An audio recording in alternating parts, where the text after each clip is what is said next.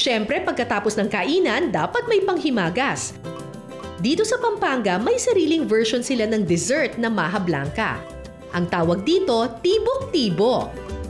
Kung ang maha blanca, pinasarap ng gata ng niyog, ang Kapampangan version na tibok-tibok, pinasarap ng gatas ng kalabaw.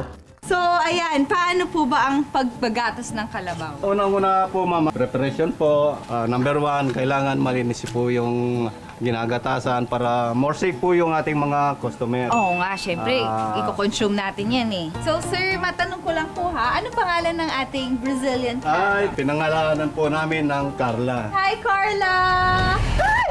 Ayos naman po, ma'am. Kinakabahan ako eh, kay Carla. Nakatali naman po yung Parang feeling ko... po yung nagtali, baka matadyak ka, ma'am. Oo nga eh! Uy! Yo! Oh! Slowly but surely. Sorry, Carla. Ay, agot po ng palalim, ma'am. Ang hirap pala pag may pangalan din, no? Para siyang tuturingin mo siyang tao. Sorry, Carla. Parang wala eh. Meron po, ma'am. Kailangan ko mag-concentrate. Opo. Parang ako din eh, gigil na gigil. Isipin mo, 10 minuto natatapos nila yung paggagatas. Parang nakakailang minuto na ako dito. Ayun pa lang yung lumalabas. Wala pa yatang isang bote ito eh. Okay, himas-himasin muna natin yan. Tama. Tapos tsaka natin pipisilin. Oh, effective nga. So, kailangan... Basahin niyo po yung kamay niyo. Medyo may pangpadulas ka talaga. Ayan. Marami na po yan, ma'am. Oh! Kita niyo yun. Isa pa. Yan! O, pak, diba? O, sa next tayo. Mukhang nagkakapalagayan na kayo ng loob ni Carla. Ito, kaya ko na ng isang kamay. Kanina, 2 kamay pa dapat. Yan o, ang dami po. Oy, oo nga. Effort talaga. Yan po. Yun! Okay.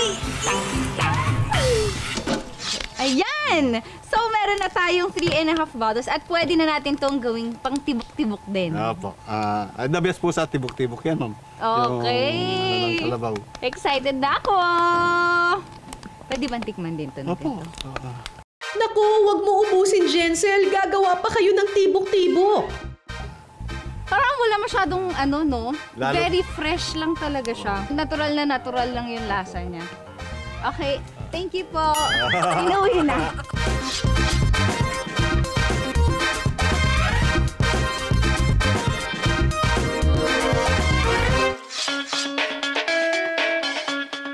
Sa isang lalagyan, paghahalu-haluin ang gatas ng kalabaw, rice flour, at asukal.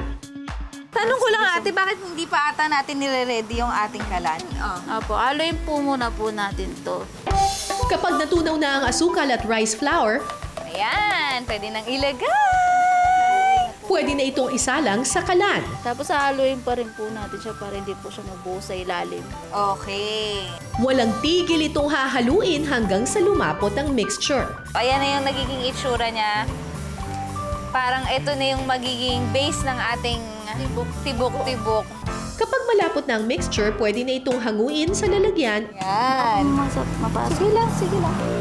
Sanay na akong masaktan.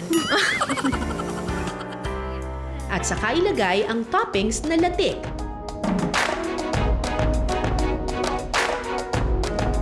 Palalamigin ng 10 hanggang 15 minuto at kapag nabuo na ang tibok-tibok,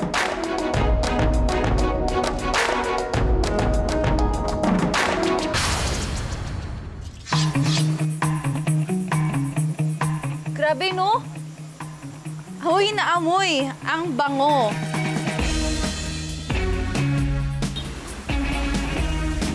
Totoo nga. Grabe, ang sarap nito. Saktong-sakto yung pagka-creamy niya at saka yung pagiging sweet niya. Bongga!